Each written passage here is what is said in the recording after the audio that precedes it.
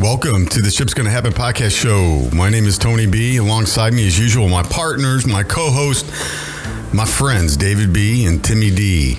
You're listening to the Shipsgonnahappen podcast show, Saturday, October 2nd, 2021. List of topics. David B. has driver pay.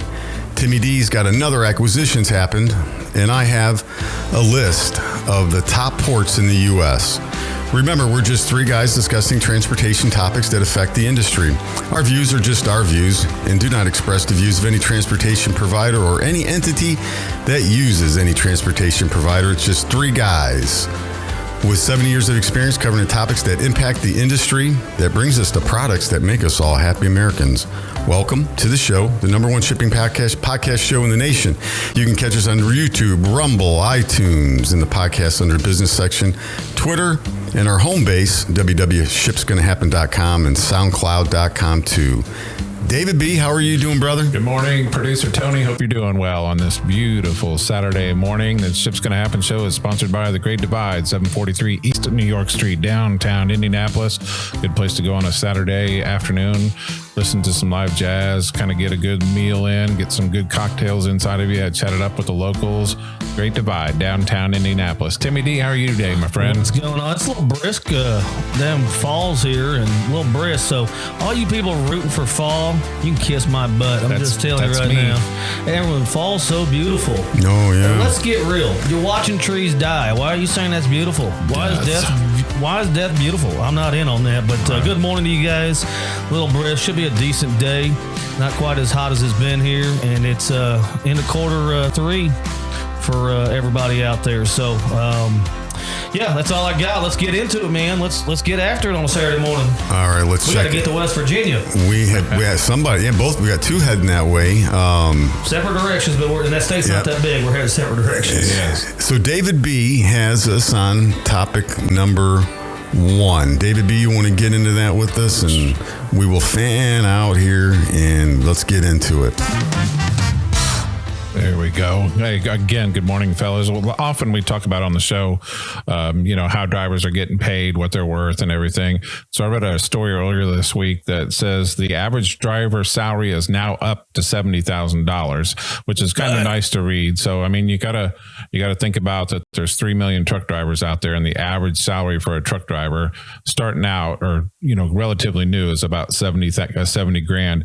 The article goes on to read that drivers that have been in this industry for a long time are now making $2.25. That is $225,000. So I had no idea. What? Yeah, I had no idea that was even remotely close. $250,000 basically. Yeah, yep, to drive a truck, which is to me it sounds worth it if you've been in this industry for a while and you've paid your dues and stuff. That these drivers are definitely worth it. And it talks about the kind of drivers, like whether they're hauling flatbeds or whatever, then the percentages that those salaries have went up over the last year. The average is about 6.7%, the way the increases have went.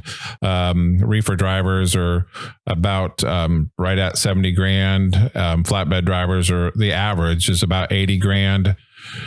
And like I mentioned earlier, the top 10% of the drivers earn $225,000 a year, which is good money. That's rolling. Yeah. I mean, that should be like, and we've talked in the past about, almost every week now for a while about the high schools getting the kids involved and wanting to, starting a driving program. I mean, this right here should be main part of the focus is having this on and no college debt. Here's an advertisement, $250,000 right out. Yes. Yeah. That's huge. Been a job for a long time, right? $7.25 an hour job. Yeah. Right. Yeah. And then you can, you talk to them about, retirement after so long and what you do with this money, be smart. Yeah. And it's kind of nice to read an article like this where the driver's salaries are going up. Now, hopefully they continue to stay this way. I mean, rates are sky high right now. And, once the curve kind of flattens out or whatever, but these are good salaries and more drivers should get involved. I would kind of I think so. I read kind of an article to the pay, just kind of seeing what was out there and realizing how underpaid I may be in life. May want to change professions, but when you guys remember, T-Force had bought UPS and they kind of left the broker side big purchase. alone. The Coyote Logistics stayed alone, and then T-Force come in. Well, apparently T-Force wants to. T-Force is basically the labor union is suing. Or the workers are suing T-Force because they've come in for safety reasons. They want to lower the maximum speed of a lot of their units from 68 mile an hour down to 65. And the basis of this lawsuit is wages. They're saying you're slowing the trucks down and you're going to cost our drivers wages. And it kind of goes into they're violating the federal law by modifying the speed limiters without consulting the union. They're refusing to negotiate after the fact. Changing the speed governors directly impacts employee earnings capacity, hours of work, hours of service, and safety, which are all mandatory subjects in bargaining. So when I hear the word safety, I think what they're referring to, their argument on the safety side is if they're the slowest truck on the road, that could be a safety hazard. If you're going 65 in a 70 mile an hour zone, you could become a safety hazard big time. So, and then, it takes longer to get somewhere. If you're governed out at 65, hours are gone. Your hours are gone. You can't get there. So to piggyback on wages and how people are trying to protect those wages, this is just another way to say we need to move faster, but safely and make sure our drivers get all the money they can get. Yeah, that makes complete sense. One other thing I want to add to this story too is, a couple months ago we talked about how many loads there are per driver ratio. I was way off in my initial reporting that recently there was 146 loads per one driver out there. Wow. Just to kind of show you, we talk about how the holiday season's coming up and how congestion is going and stuff. It's so busy right now that there are 146 loads per one truck driver. And seeming it's October, I would tell you, if you haven't got your Halloween costume, you're out of luck. You might as well look for Christmas, as we continue to tell you on this show. Yeah, better get your Christmas now. Tim's wearing his holiday. And if you're making $225,000 a year, I think you can probably pay for expedited shipping and not worry about the increase of rates. Exactly. Yep. Right. Awesome. So, David, nice work, man. What? Anything else to add to that? Time is no, sir. I'm good. You're good. All right, we'll go. Tony B's looking at him in the studio like, you better not say anything. Yeah. We'll go to mouth shut. Yeah, we'll go to Timmy D. You ready for number 2? Yeah, I can take it. Let me get ready for you here. Let's get into it. There it is. So we talk about the big fish always eating the small fish in the pond. We had an interview with the owner of a small trucking company out of North Carolina that we talked to, Camilla, last show, and how she got gobbled up. But she was happy about the gobble up because they made a lot of money, it sounded like, and she's still back in the industry and kind of got out of that stress environment. However, we talk about the difference between truckload, LTL, and parcels, kind of the big three, and then you've got the logistics side of it too for the shipper. So ArcBest, ABF, has now acquired a Chicago truckload broker, Molo. Wow. And it was a huge purchase, $235 million. And the whole point of it is to expand their non-asset resources. So it shows that LTL companies know that a lot of the market's moving towards the truckload, in my opinion, because you can't get your goods fast enough. So people are getting truckloads worth of stuff, or the LTL asset-based companies are shaving a lot of the volume type of shipments that tie up their trailers because they don't have the capacity or the drivers to work with that type of freight when it's 12, 15, 18 feet long or 15 skids. They don't have the capacity. So what we're going to do, we're going to move them in the truckload. But we don't want to get rid of that business. So what do? We acquire a truckload broker or your independents out there and still keep them happy by offering that truckload option. So I'm just curious, Tony B, as a salesperson, what do you think about that move? And is it strategically correct? Is it something that you would do if you own an LTL company? Man, that's a good question, Timmy D. I think it's strategic, and I think it helps them from a financial standpoint because it's light asset based, right? And you see a lot of these carriers now doing it. Every carrier pretty much has a brokerage wing, and I think it's a way to circumvent what's been done to the LTL carriers directly through the 3PLs and the 4PLs that you have out there. I mean, now you have a lot of carriers that offer basically truckload warehousing, management, forwarding, and I think it's a good venue for LTL carriers to get into that. It gives them extra arms and wings to fly. And David B., have you seen some of your freight start trying to move a little bit more truckload than LTL than in the past? And I'm saying compare, let's say 2013 to 2021. Yeah, definitely. So, Timmy D, some of our customers at one of our big customers that ships freight collect out of our facility, they do use ArcBest, and for about a month now, they've been shipping their ArcBest stuff truckload. Originally, when the notes for the orders came across, it would say that ship ABF, and I'm like, no, I don't think they mean 20,000 pounds to ship ABF. Can you clarify with the customer and make sure that they mean ArcBest because they would probably ship a truckload or whatever, and then they're like, yeah, it's definitely ArcBest, it's not ABF freight. And so we're seeing a lot of that recently with our collect customers going ArcBest. And we are, depending on how time sensitive it is, we are kind of shipping some things truckload that we normally wouldn't. But then we're also still really guilty this week of shipping some volume LTL stuff and throw it on certain carriers and being like, just get it off the dock. Just get it off the dock. I know it's 13 skids. And it's weighing about 18,000 pounds, but just get it off the dock. So and I think, as you said, the non-asset base of that, or the light asset base per se, it releases a lot of liability. I think a couple of weeks ago I talked about that huge lawsuit down in Florida. So that is a personal lawsuit. So if that driver now gets in an accident on the road, that's on that driver. That's no longer on ArcBest to have to worry about that. And it gives a customer another option. It gives you revenue flow. And it's a big driving market right now with as backed up as the ports are or have been, that we continue to preach that the truckload is getting bigger and bigger, especially as they expand the warehouses out there that are more strategic to get the next day and the 2-day service versus a 5-day, 8-day transit time that you're experiencing. So I think the truckload, you move it in, you got a little bit more cost by putting it into a third-party warehouse, but it gets you a full load untouched and moves right there however you loaded it. So I thought it was interesting. And the big fish, once again, a big fish is swallowing up someone smaller. And I wouldn't quite call Molo a small company, but it's a strategic move as we continue to get smaller and smaller with the options out there. Oh yeah. Fishy. You're fishy. Thanks, Timmy D, for that. That was awesome. And a purchase I saw happen, acquisition, and a good thing you brought it up because I think ArcBest is pretty savvy company when it comes to purchasing and acquisition. So nice stuff. So we'll get into topic number 3 here, which is we talk a lot about, well, we'll get into it here. Let's do it.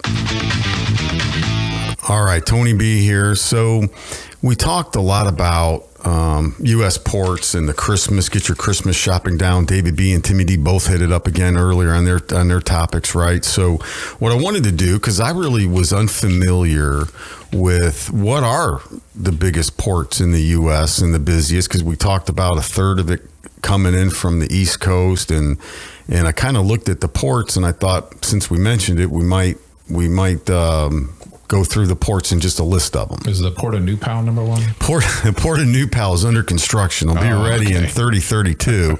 Once 32. Yeah. So the right around the corner. If the White River was just a little bigger, Indianapolis might be a port, right? Yes. Wouldn't that be funny? That'd be some dirty ships. And some of these, I think, might surprise us a little bit here. So number 1 was Los Angeles, right? Makes sense, yeah. And a current update is the situation is still the same. as it was last week when we reported it, and the many times that we've all reported it over the weeks and months.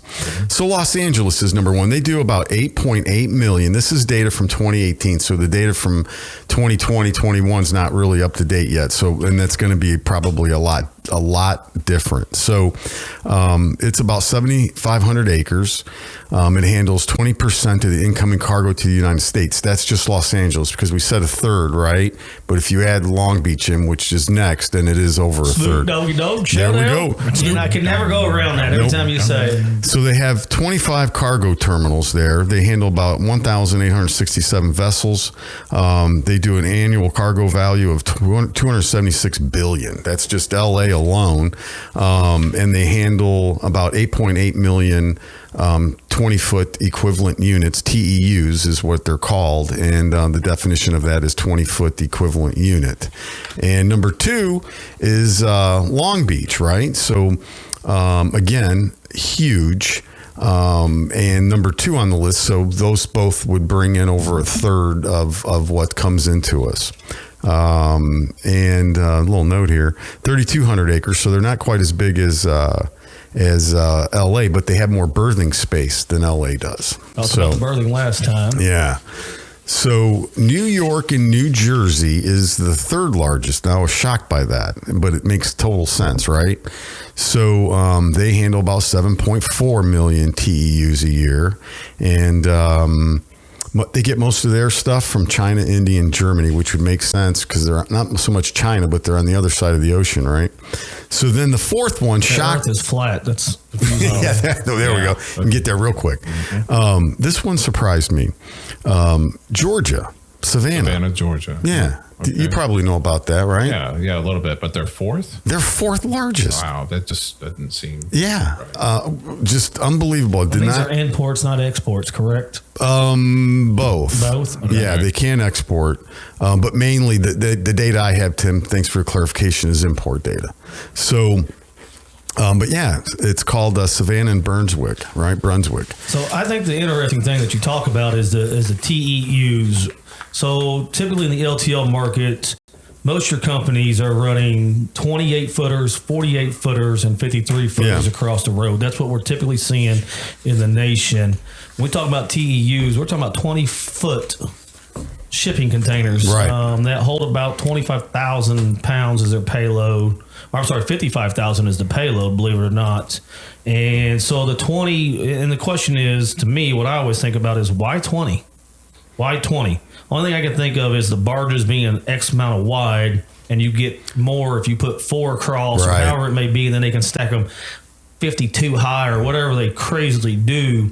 But the 20 probably stacks a lot easier, especially with the attachments, how they put those cars together. You wouldn't pick up a 40. You don't want a 40 footer or you don't want a 53 footer because of how it can sway left and right. Less safe. I think you can hold on to them better, and I think that's why the 20 TEUs, as they would call them, the TEUs is more important when it comes to barges and things. Exactly. So they handle about 4.35 million TEUs, and then you got Seattle coming in at number 5.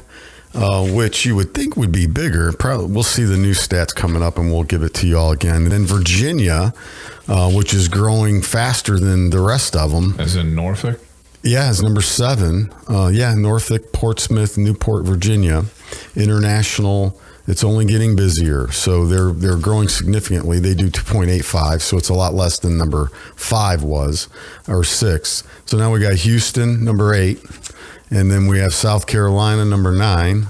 And then we have, last but not least, which I thought this one would be significantly higher, Oakland, which is... but you said they're trying to expand that, right? They've got some things. You talked about that before. They shut it down in the fall of one year, and then kind of reopening it now because they do a lot of exports, right, for the produce in California. That would help out tremendously in that area, I think. Yeah. So I'm out of time, fellas. Let me get to... We're going to get to random. You got any thoughts there on that, David? Vancouver. I didn't hear Vancouver. If I won, I wouldn't listen to it. Well, it was on there. Oh. But I just did the U.S. No, this was the top 10 like North American ones, so I just did the U.S. So it was really only 9. Vancouver out of the North America? No, I like Vancouver. I'm joking. I'm joking. Vancouver was let's see here, number 6. Oh, okay. Port Metro Vancouver, largest port in Canada. There we go. Which is crazy because 80% of Canadian population is in Toronto, by the way. Yeah. Which is completely on the other side from Vancouver. So why would you bring in all your goods on that side and not over towards the Toronto area? Yeah. I don't know. Maybe that's where Ice Road Truckers has got a TV show because they're bringing them all across. Ice Road Trucking. But yeah, most of that population in Canada lives within 50 miles of the U.S. border through that whole belt there. And that's kind of unique. But hey, thank you guys for your questions and comments. Anything else? No, I'm good. Thanks for bringing up the Vancouver because we can't forget about Vancouver. Because when I first read it, I thought it was Vancouver, Washington, but it's not. It was Vancouver, Canada, because it was. I researched it as the top U.S. Did you ones. say cougar? Cougar. All right. So we'll get into random thoughts, and David B always has the get the Seems goods. to be his segment, don't it? Yeah. He's the random thoughts. David B, random thought guy. The king of the random thoughts, right? So. We shall get into that. Let's do that. David, you ready to get into that? I am ready.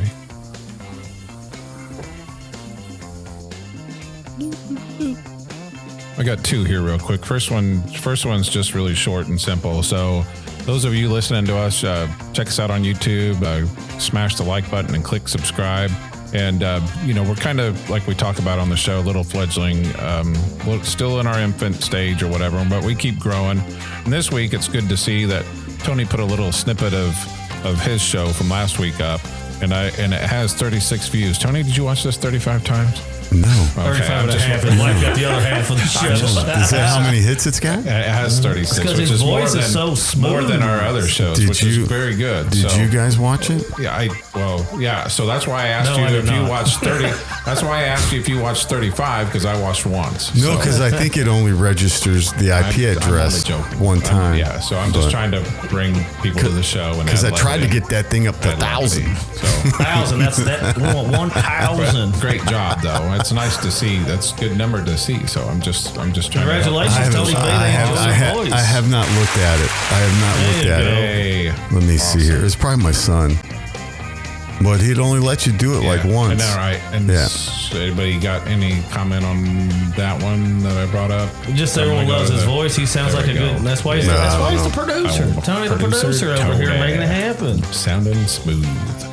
All right, and then so Timmy D and I were trying to get this show, unfortunately, done as quickly as possible today because we are both, oddly enough, on our way to West Virginia, but 2 different sides of the state. Timmy D is going to go down south. I'm going to head up north for different reasons. And what are the chances that 2 of us are heading to the same state on the same day in beautiful fall weather? And not together. So David B and I made a trip over there a few years back. Had a fantastic time. Little adult beverage intakes pretty much all day for multiple days in a row.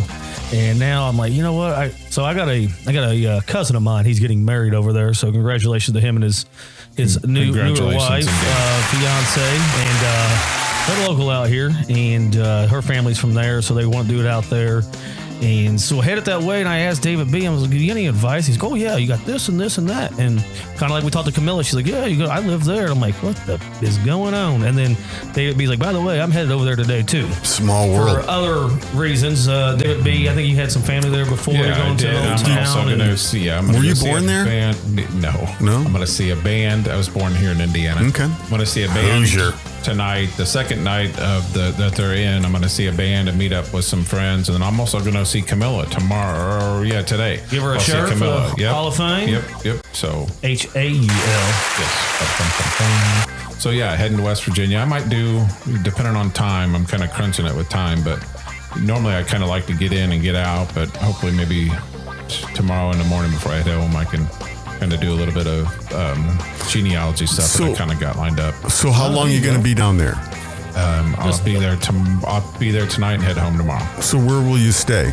I rented a house in the town that I'm going to Thomas, West Virginia. Tim's going to Hico, which is how far is that away? You tell me. Quite a ways Is away. it? I'm saying it's Summitville, West Virginia. So like if it was flat, That's all I know. it probably wouldn't take Easy, too long yeah. to get there. But in between the two, there's like The It's Appalachians. 3.5 hours away. Got the Just from here to Appalachians. Chicago. Yeah. Timmy right. D knows where I'm going. Like for the last hour and a half of getting there, it's like one lane. Like oh shit, roadway to Which get is there. what makes me nervous. I'm supposed to know where I'm going. Yeah. Right? I've got the baby mama coming with me. And I'm like, I know when we get out there, I'm going to lose GPS. Like, I need one of those old school atlases in my glove box to pull out. Or maybe I need to call a trucker that knows how to get the deals out.